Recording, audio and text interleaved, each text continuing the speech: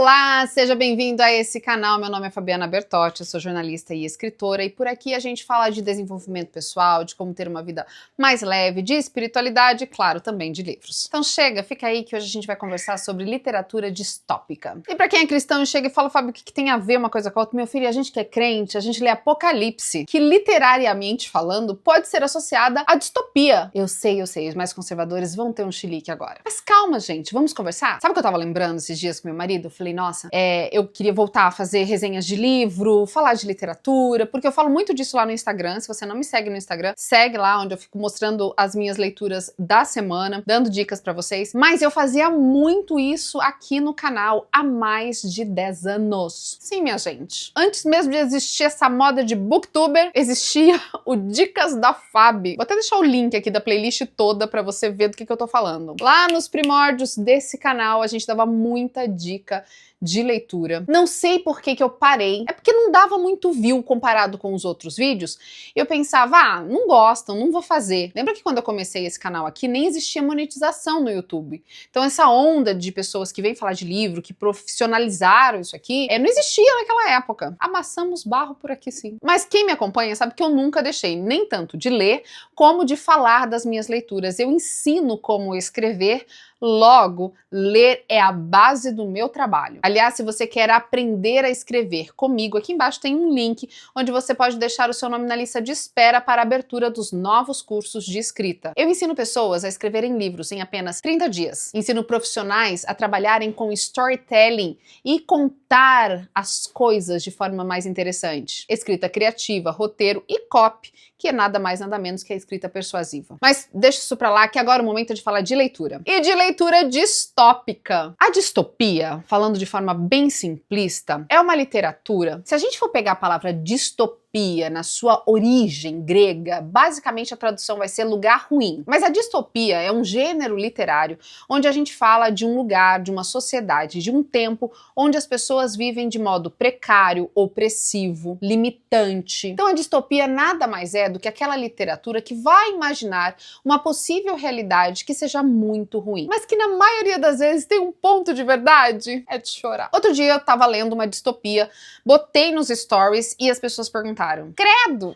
E as pessoas perguntaram quais eram as minhas distopias favoritas. Eu falei, acho que isso rende um vídeo lá no canal. E é por isso que eu vim aqui hoje falar quais são as minhas distopias favoritas. E ao separar os livros aqui, eu descobri que duas delas, que aliás estão entre as minhas favoritas da vida, não estão na minha estante. Significa que eu emprestei o que eu não deveria fazer e não me devolveram. Aí eu não empresto o livro, a pessoa diz que eu sou o quê? Egoísta, mas daí eu empresto, a pessoa não devolve. É isso. Vamos começar no ranking. Eu não vou falar que é do melhor pro pior, porque todos são muito bons. Esses livros são livros que me ajudaram a entender a literatura distópica, mas sem dúvida, assim, entre todos os que eu li, esses são os meus preferidos. Tem muito mais por aí, tá? Mas desses 7, vamos falar assim, existem esses aqui que eu separei e vamos de ordem do menos ao mais... eu não sei nem como classificar, gente. Vai! Em 7º lugar, A Terra das Mulheres.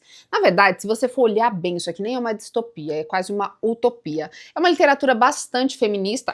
Caiu meu marca-página. Mas é um feminista conflitante. Basicamente é o seguinte, uma expedição formada por 3 homens, bem caricatos, assim, machista, o legalzinho, o incrédulo, descobre que existe uma terra onde só existem mulheres. Lá existe a partogênese, elas procriam sozinhas. E nesse lugar, o mundo é absolutamente avançado, as pessoas vivem em paz, em abundância, não existe guerra, conflito. É uma visão bem domesticada das mulheres. O sexo não é necessário e elas nem têm muito interesse nisso. Na verdade, o que elas fazem mesmo é viver em função da maternidade. Lá no livro você entende por que os filhos são tão importantes. E recebeu muitas críticas, tanto de pessoas antifeministas, porque diziam que era a idealização de um mundo sem homens, como das feministas, que criticaram a escolha da autora, né, a Gilman, Charlotte Perkins Gilman, de colocar a maternidade como centro da vida da mulher. Aí as feministas vão ter que chegar num lugar comum, afinal de contas é bom uma terra só de mulheres, não é bom ter muitos filhos. Ai, gente. Mas essa seria a minha 7ª escolha. É muito interessante, principalmente a maneira como os homens veem aquelas mulheres.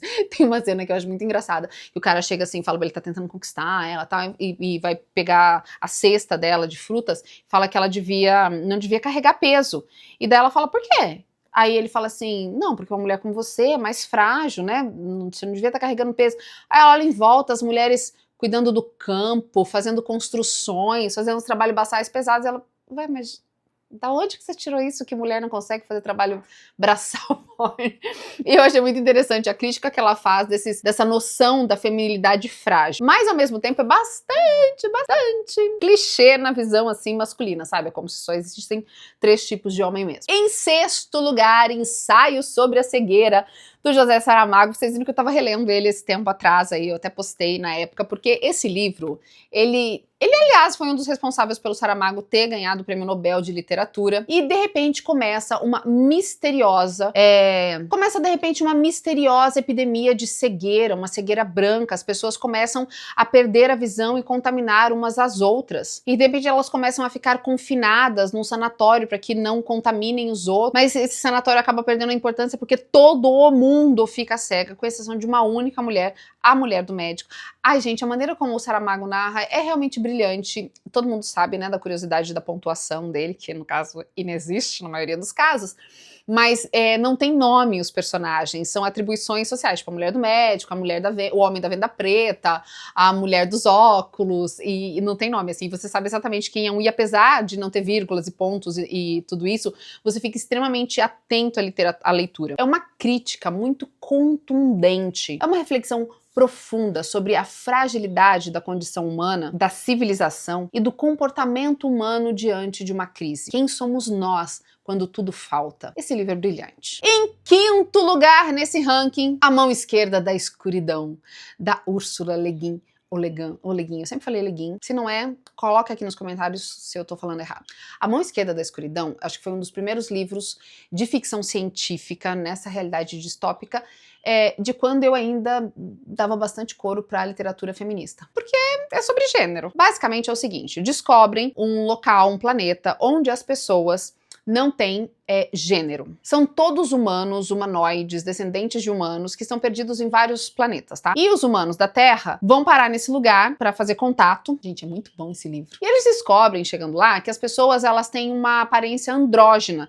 Elas não são nem homem nem mulher. Mas, a certa altura do mês, eles assumem formas, ou de homem ou de mulher, incluindo com as genitálias, para poder procriar. Acontece que num mês eu posso ser mulher, no outro mês eu posso ser homem. No restante do tempo, eu não sou nem homem nem mulher. E ela traz uma profunda reflexão sobre a identidade de gênero e as atribuições sociais. Se você tem um problema muito sério de discutir ideias com as quais você não concorda, eu talvez não recomendaria, porque é um livro que vai incomodar. Por outro lado, você vai crescer muito em pensar como as pessoas que discutem, como argumentam em relação à importância do sexo. Tá aí, podia indicar um outro livro que fala sobre sexo e gênero, mas fica para outro vídeo. Você vai entender a visão de uma pessoa que argumenta que a nossa sexualidade é um fator de trato ou destrato na sociedade. Vale muito a leitura. Em 4º lugar, que não está aqui porque você pegou e não me devolveu, O Conto da Aia. A história do Conto da Aia é contada por uma aia, a Offred,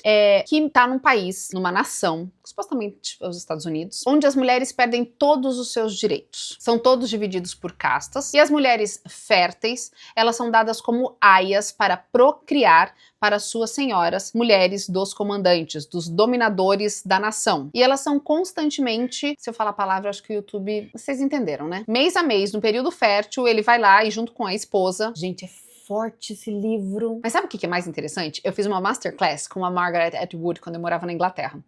E ela falou naquela época, ela já deve ter falado isso em muitas entrevistas, que todos os aspectos da série foram baseados em fatos reais. Toda vez que ela via uma notícia sobre um direito suprimido da mulher, ela guardava aquela notícia. Jornal, revista. Esse livro é bem antigo, tá? Tipo, no Irã as mulheres agora estão proibidas de dirigir. Daí ela pegava a lei, o que estava acontecendo naquele momento, e ela guardava.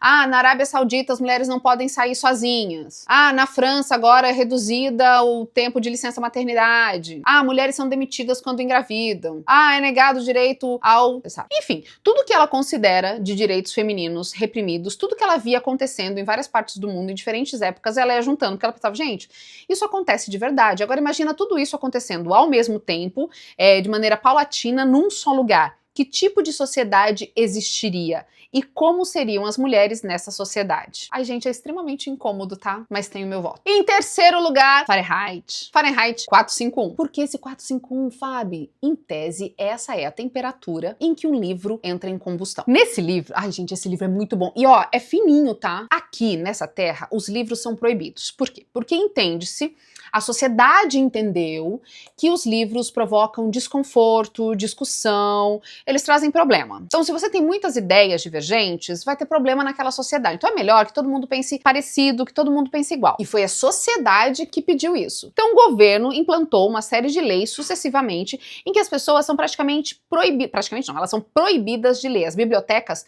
elas são caçadas assim para serem queimadas. Os livros representam um mal maior, um perigo enorme. Pessoas não leem de jeito nenhum, então elas ficam assistindo programas de TVs imbecilizantes o dia inteiro, comendo comida trash o dia inteiro. E os bombeiros, ao invés de apagar o fogo, nesse livro os bombeiros, eles são os responsáveis por detectar e queimar as bibliotecas que estão por aí clandestinas. Só que daí, um bombeiro, começa a ter uns probleminhas, porque ele encontra com uma vizinha, começa a fazer perguntas, que começa a conversar, e as pessoas não conversam nessa sociedade. Ele vai... Ai, gente, a cena da velhinha, vocês lembram disso? Já leu Fahrenheit 451? Em que ele vê aquela mulher decidida a morrer junto com os seus livros queimando na biblioteca. Porque quando eles acham uma livraria, livros, eles botam fogo em tudo, até com uma maneira de testemunho público, entendeu? É uma ficção científica que de vez em quando a gente vê assim tão real, pessoas criticando os livros. Enfim, esse soldado começa a ter ali um vislumbre do... Gente, por que as pessoas gostam,